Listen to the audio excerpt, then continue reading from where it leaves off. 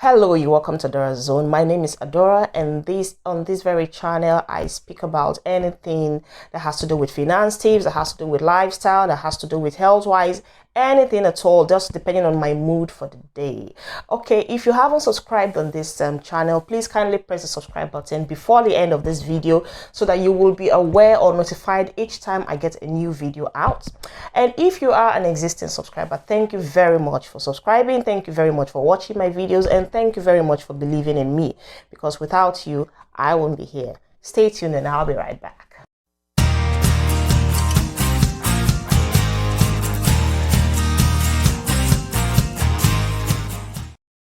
You're welcome back. Okay, let's get straight to the point. Today I'll be talking about 6 types of friends you should stay away from. Okay, yeah, I know we all need friends from time to time. You need people to talk to, you need people to hang out with, you need people to cry on their shoulders and all that. But do you know that there are certain kinds of friends you really do not need around you? Like, there are certain kinds of friends that it's better you're actually alone than have them around you. Okay, that's the first set of people. Number one are those friends that do not reason like you. Have you ever wondered why is it that a certain kind of friend is always thinking negatively while you're thinking positively? Like, while you're thinking of how to make money, you're thinking of how to be successful, you're thinking of how to grow, you're thinking of how to promote yourself, you're thinking of how to get out from that tiny box that you have kind of been squeezed into. They're actually scared of being successful. They're actually scared of moving out from their comfort zone because they prefer that tiny box, that tiny space where they are and they're very comfortable with. They're actually scared of taking risk. While you're thinking of, oh, what can I do to, better myself? What kind of risk should I do to move out from where I am to a better place? What can I do to see myself in a higher position? They are actually scared of taking those risks because they are to them, they're just okay where they are. They don't want to do anything that, oh, I don't want to be in trouble. Oh, I don't want to do anything that will get me, in the public eye. Oh, I don't want to do anything that will make me the center of attraction. Oh, I don't want to be anything that will make me the center of attention. Oh, they're just so scared of taking that big leap, that major step in their life. So when you are in the midst of such people and you find out that all you're thinking is how to move up there and they are scared of taking chances to move up there, this set of people will definitely slow you down. Because they're going to give you reasons why you shouldn't go. They're going to put fear into you. They're going to try to bring out the disadvantages of what you're about to do. They will not see the benefits of what you're about to do. They will not see the good sides of what you're about to do. They're going to give you the reasons why that risk you're taking or you're going to take is going to land you in trouble. So if you are in the midst, or if you have such friends that reason like this, I think it's time you pulled out, because you're not going to go anywhere with them. They will keep injecting you with the fear they have inside of them into you. And before you know it, you begin to reason like them. You begin to think like them. You begin to think little like them because they're okay with the way they are. They're okay with their condition. To them, as long as they're alive, they're existing, they can feed, they can pay their few rents and all that, they're fine. While you, on the other hand, you're thinking of how to move, how to move on from where you are. You're thinking of how to better yourself. You're thinking of how to be greater than where you are. And here you have someone who is dragging you back to remain comfortable in their shoes. So if you have such friends, I think it's time to have a rethink. Now, the next one is toxic friends. Toxic friends, we all have different kinds of friends. I am very sure if you have about 10 friends, at least 2 out of those 10 friends are friends that always kind of stress you out. These are friends that always kind of they're just like, I don't know, they're just like this black sheep in the family kind of. They are friends that always want to kind of, while you're thinking of how, they're almost like the first set of friends I mentioned. While you're thinking of how to build a healthy relationship with them, they are always bringing nothing but trouble to your relationship, to your friendship. They're always bringing quarrels. They always nag. They always see something, 1 or 2 things to complain about you or about the relationship. Whenever you are in their midst, it's like you're walking on eggshells. You're trying to be careful not to hurt them. You're trying to be careful not to set the whole relationship ablaze. But they do not care, because to them, they feel they are the only ones that, they have monopoly of enjoying the relationship while you don't. And then when you're with such friends, you find yourself always apologizing, even when you're not wrong, just for peace to reign, just because you do not want to hurt the relationship or you don't want to hurt your friends. But they, on the other hand, they're not really interested in how hot you are, or how held the relationship. To them, it's just a selfish thing. It's all about them.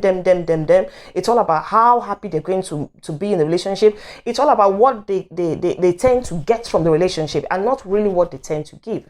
So if you're in a toxic relationship with a friend, or you're in a toxic relationship with a group of friends, it's not healthy, especially for you as a person that is trying to improve the relationship, that is trying to make sense in the relationship. They look at you like you're actually wasting your time, and to you, at a point, you start feeling drained, because it's like you're giving so much into the friendship, you are giving so much, they're collecting from you, and they're not giving anything in return. So if you have such friends who it is that whenever they're around you, it's always one quarrel or the other, it's always one stress, or you see yourself trying to overdo to impress them, you're just trying to make them happy at all costs, even if it's at the detriment of your own happiness, I think it's high time you pulled away from them. There is no need sticking on to people who actually don't see the need for you to be happy, but they want you to always make them happy. Number 3, the next set of people are extravagant friends. Now, there are friends you come around and all they want to do, or all they discuss, is how to spend. I'm not saying there's anything wrong in spending. It's your money. You have the right to spend it as you wish. But sometimes you want to save some money. You want to make an investment. You want to save for the rainy day. You want to bring out that extra income for tomorrow. You want to build your future. And here you have friends that all they think about is partying. Every weekend they're in one parties or one nightclubs or the other. And it doesn't even end there. Do you know that there are certain friends that have different sets of clothes for different occasions, different sets of clothes for different parties, different set of clothes for different nightclubs? Do you know that there are friends that actually buy different sets of wares and shoes and bags each time they want to go out? Look at it. How expensive do you think it is? Can you cope? Can you actually cope with this, extravagant lifestyle? Can you actually cope with this kind of people that think that if you do not buy a certain clothes for a certain kind of occasion or a certain event, that you do not belong? And then because you want to please your friends, because you want to belong to this clique of friends that are happening, you now find yourself doing what you're not supposed to do, or you're not comfortable doing. Especially if you don't even have the means, you don't even have the income to satisfy your unnecessary wants. You see yourself maybe trying to borrow. You see yourself trying to spend from the ones you have even invested in, from your savings and all that, just because you want to please a group of friends who actually may not even have any interest in saving for their future. So if you are with such friends that always like to show off, you're with such friends that always want to impress the world, you're with such friends that always want to tell you that, from time to time, we have different things for different days. We spend money, we lavish money, we wash our hands with champagne at the club, we wear the latest designers, we drive the latest cars. Are you up for it? Like, how long are you going to live that kind of lifestyle? How long are you going to try to adjust to fit into that circle? Because it's a never-ending circle. Because once you start it, you'll be tempted to want to continue. Because you just imagine you've already started living a certain kind of lifestyle that you're really not used to. And then you find yourself at this point in time now, you're attracting a certain group of people that think you have arrived and you are in their clique. So you try as much as possible not to fall out, and then the only way you can remain in that clique of not falling out is to keep living that fake life, keep living in that funny fairy tale dream of yours in your head that you have actually arrived. So you find yourself doing what you're not supposed to do. If you have savings, you see yourself dipping your hands in that savings just because you want to impress your friends, you want to please them, you want to live the kind of life they live. What stops you now from driving a normal small car? As long as it can move, as long as it can take you from point A to point B, as long as it's okay, it's a decent car. No, you don't want it because you think your friends are going to laugh at you. You think your friends are actually driving the latest Jeeps in town and all that. So you want to be like them. And then you find yourself going to get money or borrow money or, just to finance that kind of expensive lifestyle, even at your own detriment, even when you have more important things to do. If you have such friends that only want you to spend at your own detriment, I think it's high time you cut off from them, because it's not going to do you any good. And bear it in mind that while you keep spending, they're very happy with you. You are you are doing great. But the moment you fall financially or you run into financial loss, they will be the first to turn their backs on you. So think about it. Are they the kind of friends you want? And then the next one, we have the fair weather friends. By fair weather friends, I mean friends that are only there when the going is good. And when the going gets tough, they move away. Fair weather friends are friends that are only there when you have this good, achievements in life, when you have a good job, when you have a good business, when things are working out for you generally, they are always there, celebrate with you and all that. But the very moment things get rough for you, they're nowhere to be found. These so-called fair weather friends are also there when they need your help. They only come around you when they need your help. They only come around you when they want something from you. They only come around you when there is something they have to gain from you. And when there is nothing they have to gain from you, they leave you. Let me give you a little story. I used to know about this lady. She was living in the UK some years back. And something happened. She got deported back to Nigeria. And, the first few weeks when she got deported to Nigeria, she was still living a very good life. She still had friends around her. She had people around her. She had people that actually were volunteering their cars for her. Like if she wants to go anywhere, they will take her around. They drive her around town and all that. They were making her feel like a queen. And of course, she was enjoying it.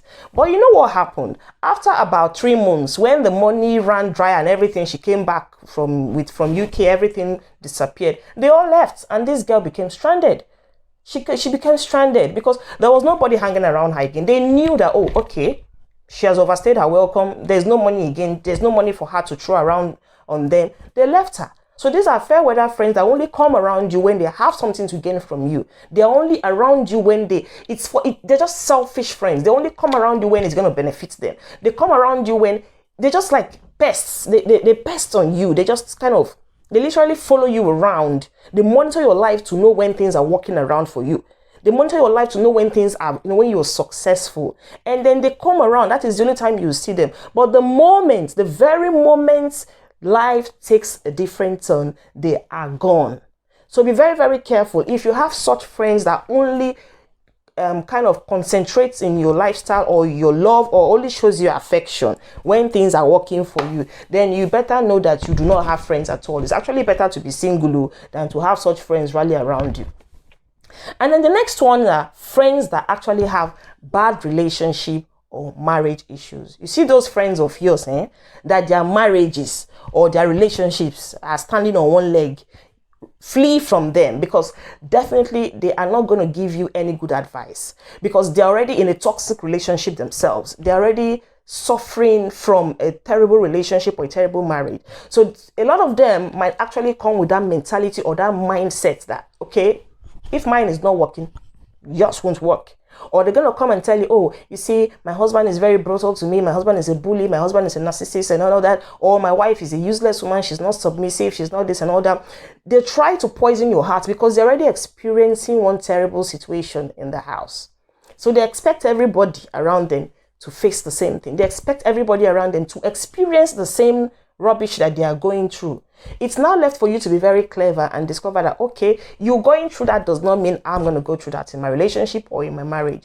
So if you have a relationship or a marriage that you cherish so much, and you have a friend who is suffering in his or her marriage or her relationship, and they keep coming around and they try to kind of poison your heart about your own relationship or marriage because they know their own is already in, it's already shattered, you have to be careful around such friends. They actually mean you no good. They're only coming with their baggage of trash and then terrible experiences from their own side of life into yours and then trying to mess it up. So you be very, very careful with such friends.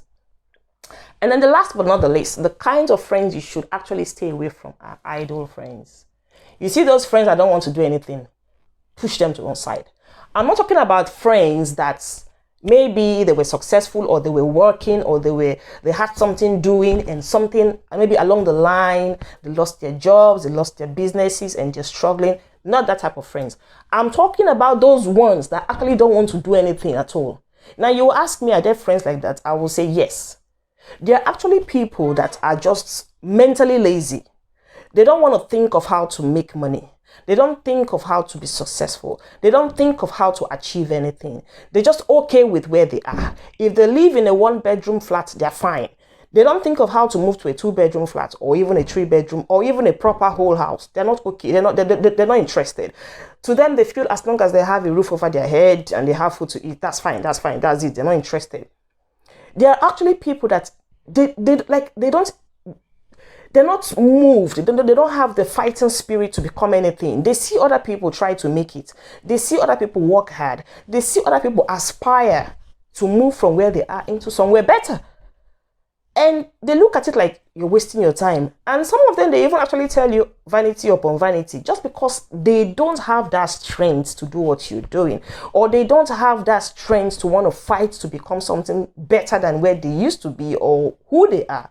They just sit down there. They're just idle. They're just lazy. They don't want to do anything.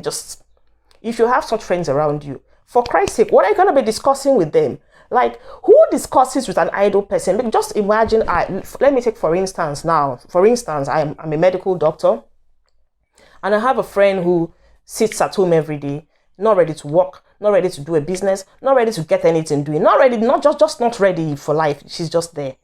And each time we hang around and I discuss, and maybe I'm like discussing, how my work was over the week or so, or what things I want to do to make money, or what I want to do to get promoted.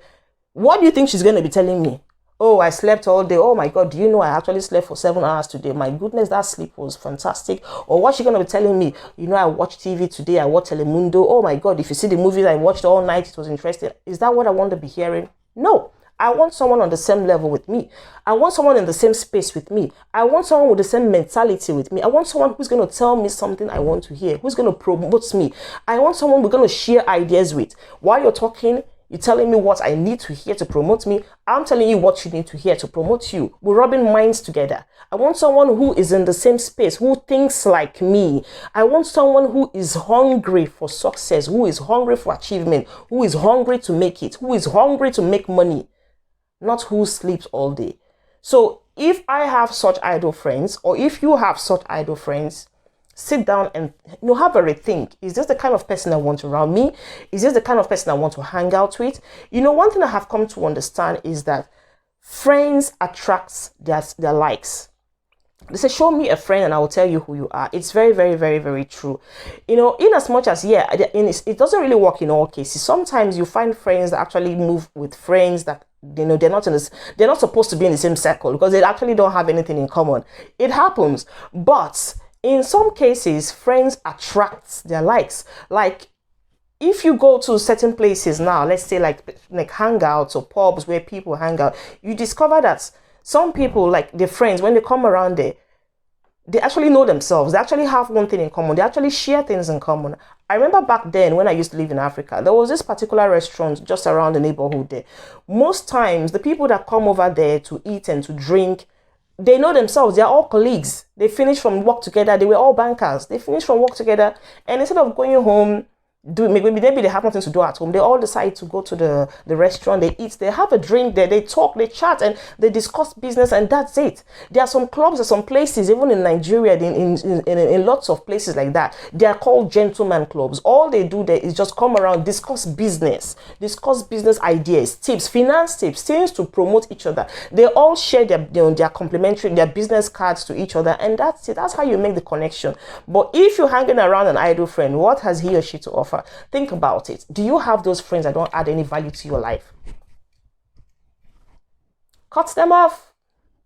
See you later. Thank you.